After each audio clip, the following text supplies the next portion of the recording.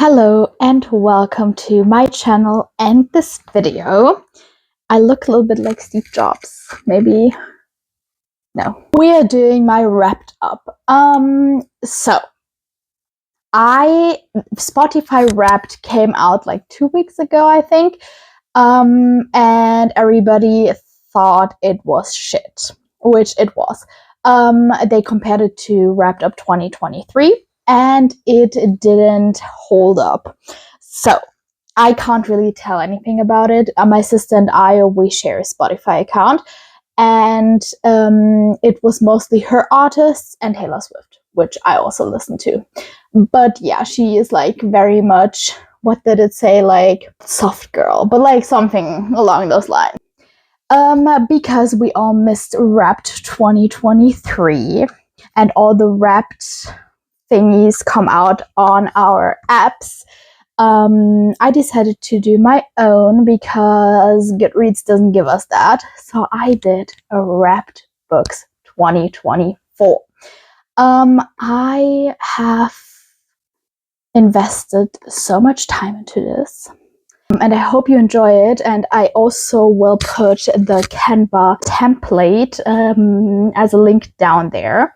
Also, I'm so sorry that it's already dark and the light is not that good, but it has been so forever in Germany. It's now evening, yes, but we haven't seen the sun in days.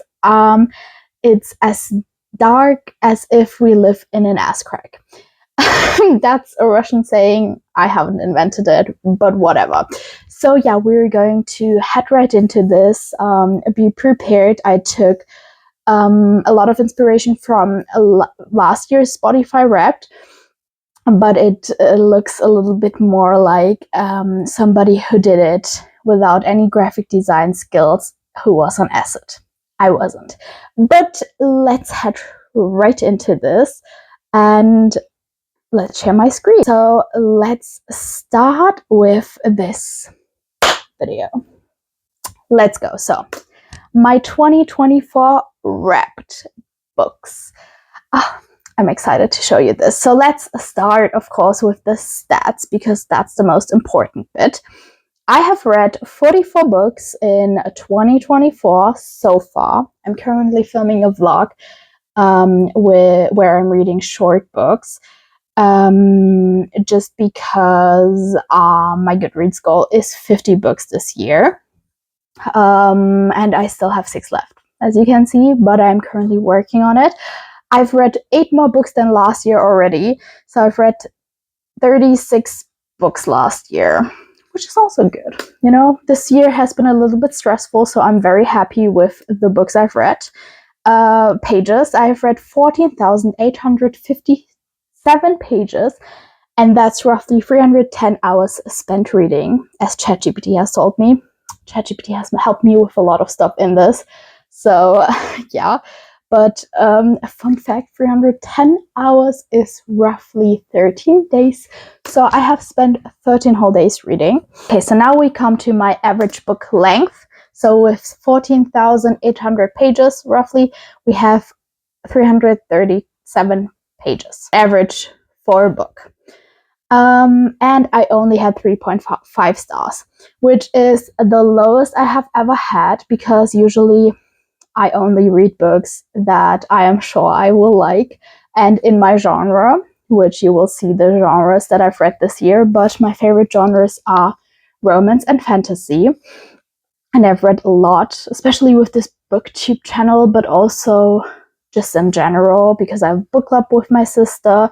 I've explored a little bit, so yeah, the average rating went down, and I haven't really read very good books. My 5 stars also weren't that great. Okay, the authors you've read most from are Stephen King, which I've read 2 books at the beginning of the year when I did my very first video where I crocheted a Carrie sweater, and I've read Carrie, but that was last year. Needful Things, The Mist, and Misery for book club. And those are my favorite authors, of course, because from Stephen King, I only like Needful Things this year. Carrie was good. The Mist was kind of shit, and Misery I know this is probably very controversial, but it didn't give me much. 3 stars. Then Colleen Hoover, and there's the first mistake. I have read 4 books by Colleen Hoover, so she's actually my most read author this year, but I've also read them for video. So It Ends With Us. I haven't still watched the movie yet. It Starts With Us and Verity, which end November 9th. So I forgot that one. It Ends With Us, It Starts With Us, and November 9th. No, It Ends With Us and November 9th were 2 stars. I think It Starts With Us was 3 and Verity 2. 3 stars. And then I've read 3 books by Lynn Painter, which are better than the movies, nothing like the movies, and better than the movies again. So yeah, that was fun. And I've read them for my last video, the vlog. And I have also read Law Olympus 1, 2, and 3, and 1 and 2 twice, but I didn't count them in my Goodreads because it was like a graphic novel. I don't have to count it twice. So I have read from this author 3 books. I forgot her in this list. So yeah, interesting taste. This one is very heavily inspired by Spotify 2023. So we have my least read genre on the bottom and my most read on the top. The lettuce is a self-help and nonfiction, which is probably self-care for Virgos, and I'm not quite sure if I've read another nonfiction, but you'll see it on the screen. Horror is probably Stephen King. I don't know if all of them are considered horror or if some, like Needful Things, is a fantasy, because with him it's always a little bit on the verge of both. So 6.7%. I don't think I have read any other horror, just like thrilling books. Classics would probably be Pride and Prejudice, Ernest Hemingway's Men Without Women, and something else that I also can't think of. I want to read more classics for next year. Graphic novels, I have read Law Olympus 1 through 3. I have read a book about artists, but I'm not sure if this is a graphic novel or if this is nonfiction. I've read Garlic and the Vampire, and I've read Thanks. So yeah, I've read quite a few graphic novels. I like graphic novels. They're fast and you can count them as a book, but you get through them very quick and you have art with it as well. YA, I have probably read, well, I don't know what is considered YA and what romance, or if they are both in both categories, but I've read Better Than the Movies, Nothing Like the Movies. I have read Not Here to Be Liked, The Summer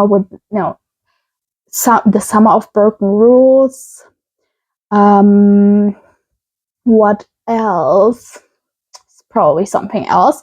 11.1%. I really like YA. Or then contemporary and literary fic, which usually I don't have many books in that category because I'm not the biggest fan of it, but I've read a lot of books in this category, I think because of YouTube probably, but I've read Olga Dies Dreaming. I have read Poet X, which was very good. What else falls under this category? I don't know. Then we have fantasy and romance on top. First fantasy with 22.2%, which honestly isn't a surprise, even though I was surprised because I didn't think that I read a lot of fantasy this year, but apparently I did. I've read Crescent City, I read Silver Flames, which was long due. I'm sorry, but I'm also not because I don't like Nesta, and I know a lot of people don't like her. My sister's going to give a thumbs down on this video for this one, but that's fine. I have read maybe the Stephen King books, if they count as fantasy.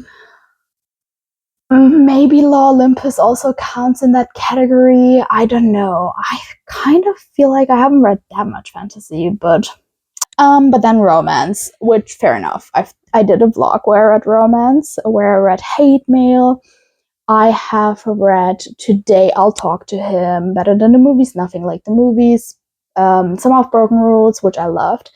I haven't talked about this book in the vlogs because it was a vlog that I then decided to not continue for Taylor Swift. What else? I've read The Deal. I've reread that. I read that approximately, or at least once a year. Yeah, probably a lot more that I can't think of. But you'll see here. So yeah, that's that for my genres. Then I did this fun graphic with where the authors come from the books that I've read.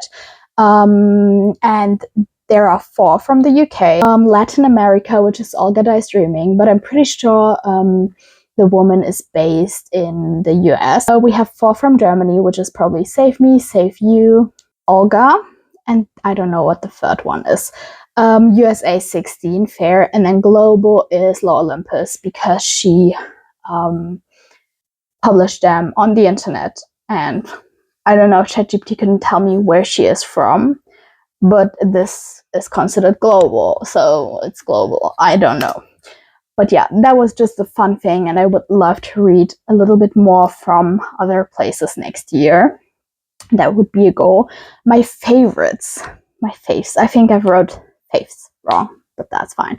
I only have 8 5-star reads, which is a little bit disappointing, especially if we look at them, because, well, the first one is Rebel Artists, which is a book about 15, I think, women that are artists, and this was a good book, but it wasn't like a book, you know what I mean? Like, it's just fun stories about those artists, but that's fine.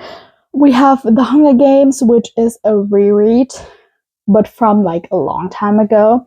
We have Needful Things, which is an actual 5-star. We have The Deal, which is a reread. We have Crescent City Free, which was the worst Crescent City book I have read so far. We have Silver Flames, and I hate Nesta, but I can't not give it 5 stars because, like, I love this universe. We have Olga, which was a surprise, and we have Garlic and the Vampire, which is also like not a book, you know, it's just a fun graphic novel. So I would love to have more 5-star reads next year, hopefully. Yeah, it was a little bit of a disappointing reading year, but I guess it was because I was experimenting so much in different genres, which was also nice. But yeah, we'll see how this is going to go next year. Now we have my reading mood, which I wanted to do something fun. You know, last year Spotify had like, I think, your aura and something like your mood and your room. So you'll see what I did with that. My reading mood this year was adventurous escapism. So it says, the books take you on a thrilling journey, whether it's in fantasy world or a road trip across the country. We have epic guests, wild adventures, and characters embracing the unknown. They make you feel like you're on an exciting adventure, escaping from everyday life. So now let's get to my aura. I also did an aura, and based on this aura, a reading room. So shall we see what aura I got? I have the whimsical radiance, which is this aura feels lighthearted and whimsical, filled with sparkling or glowing hues that shift with each turn on the page. It's the essence of a carefree, imaginative space where magic happens, which I guess makes sense because I've read so much fantasy, but also like kind of just, you know, radiating energetic books. Yeah, I also love the colors. And this is my reading room, which it looks so cute. I also did a few other reading rooms.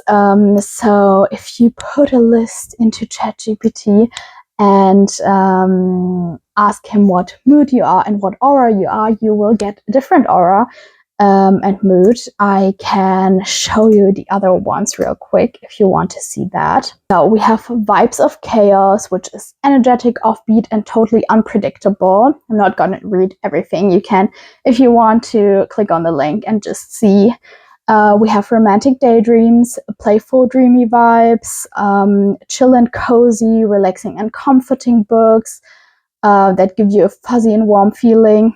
Looking at my laptop, we have dark comedy, where you laugh about absurdity of life and embrace the weird, morbid, or satirical side of things.